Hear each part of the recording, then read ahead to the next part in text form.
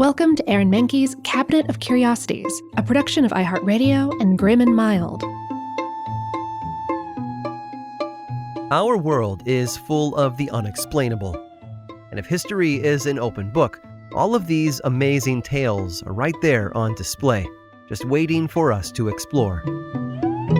Welcome to the Cabinet of Curiosities.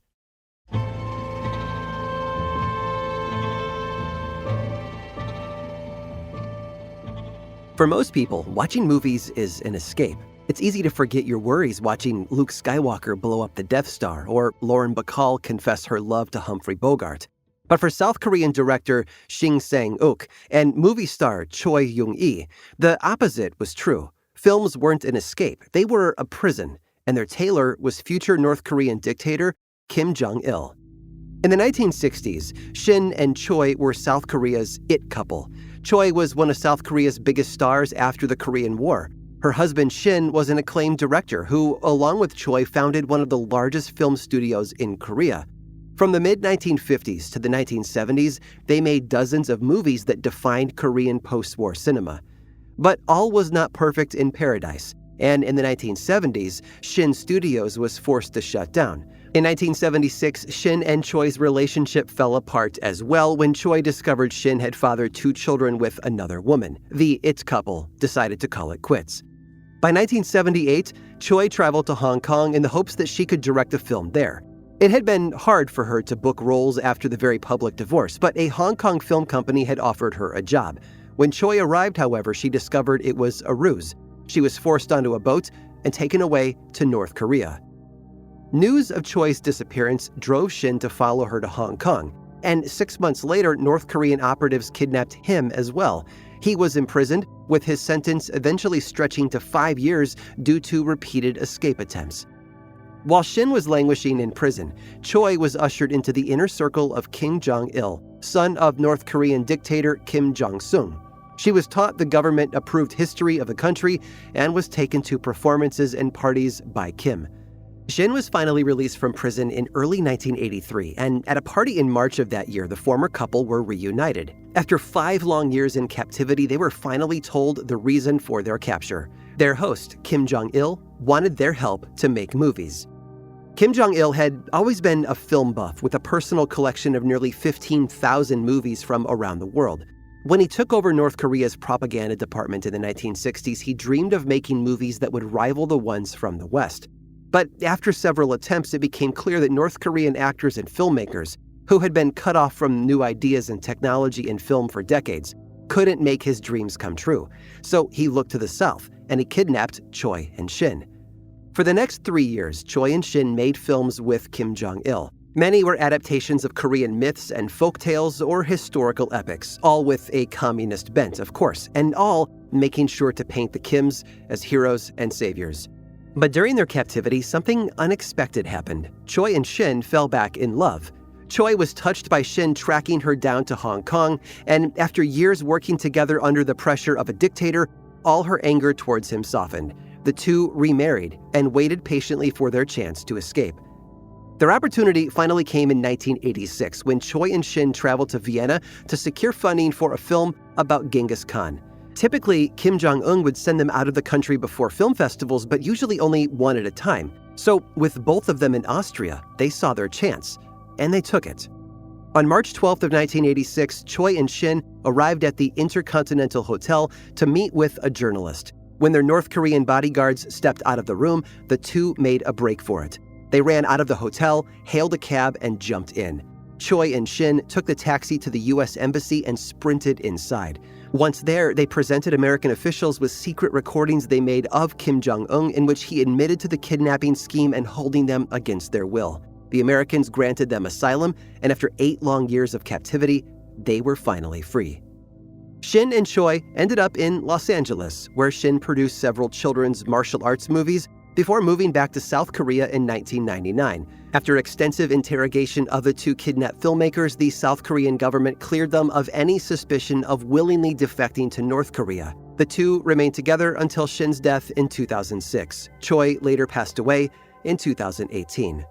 Choi and Shin may have spent their lives making movies, but in a real-life plot twist, they staged a great escape that would put any Hollywood thriller to shame.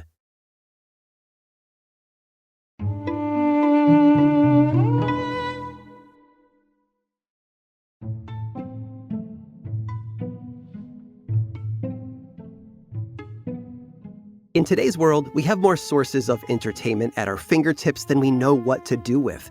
With a few taps on your phone, you can access hundreds of movies, thousands of hours of television, and millions of songs. It would take you over 4 years to watch everything on Netflix, and over 17,000 years to get through all the videos on YouTube. And for those of you who are curious, if you listen to nothing but this podcast feed, it would take you over 100 hours to finish all of the episodes. With so much content at our disposal, it's easy to forget just how good we've got it. As recently as the 17th century, people's entertainment options were much more limited, not to mention expensive. If you wanted to veg out by watching a show for a few hours, you would need a stage, a director, a writer, and a cast of actors. Feel like listening to some tunes? Well, then you'd better have a singer or a pianist on hand to perform. And don't forget, the variety and the quality of the music will be limited by the performer's knowledge and talent. With entertainment options so limited, having access to skilled musicians became extremely important. In England, Queen Elizabeth I maintained a royal children's choir, which was ready to perform whenever and wherever she desired. The master of the choir, a guy named Nathaniel Giles, was charged with scouting out new talent. And to make sure that he got the best singers around, he was given incredible power. You see, Giles carried a warrant that allowed him to force any child to join the choir whenever he wanted. He could walk into a random church or theater in the country, pick out the best singers, and decide that they now worked for him. If the kid didn't want to go, there was nothing they or their parents could do about it. Now, this seems unbelievable today, but it's pretty consistent with Elizabethan society. Children were viewed as a kind of property. They were owned by their parents until they began an apprenticeship, at which point they then belonged to their master. Oh, and their training and education weren't for their own benefit either. That was simply a way to make the kids more useful so that the adults could wring every last drop of value out of them. At the same time, the British monarch was a symbolic parent figure to her subjects. It was everyone's duty to serve the crown in whatever way they could, so most people wouldn't have found it particularly odd when talented kids were forced to sing for the Queen. But it was still a lot of power for one man to hold, and Nathaniel Giles wasn't above using it for his own ends.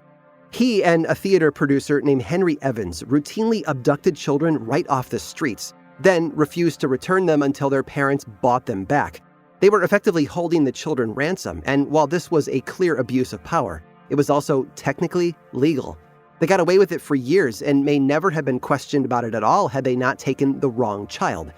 You see, in 1600, Giles and Evans kidnapped a 13-year-old named Thomas Clifton while he was on his way home from school. As it turns out, the boy's parents were nobles, and extremely litigious ones at that. After getting their son back, they took Giles to court. Their argument wasn't that the choir master had broken the law by kidnapping their son. Everyone agreed that that was within his rights. The problem was that Thomas couldn't sing to save his life. As a result, he'd been made to act in stage plays, which were seen as less respectable than singing. And Thomas's parents won the case. The producer, Henry Evans, was forced to resign and he was run out of town. But Giles got off without so much as a reprimand. He continued to work as the master of the royal choir, although his warrant was adjusted to clarify that the children he took could not be employed as comedians or actors. Singing was the Queen's entertainment of choice, and she deserved to hear only the most angelic of voices. And apparently, if it took a devil of a choir master to make that happen, it was still worth it, so long as the music never stopped. I hope you've enjoyed today's guided tour of the Cabinet of Curiosities. Subscribe for free on Apple Podcasts or learn more about the show by visiting curiositiespodcast.com. This show was created by me, Aaron Mahnke, in partnership with How Stuff Works. I make another award-winning show called Lore, which is a podcast, book series, and television show, and you can learn all about it over at theworldoflore.com. And until next time, stay curious.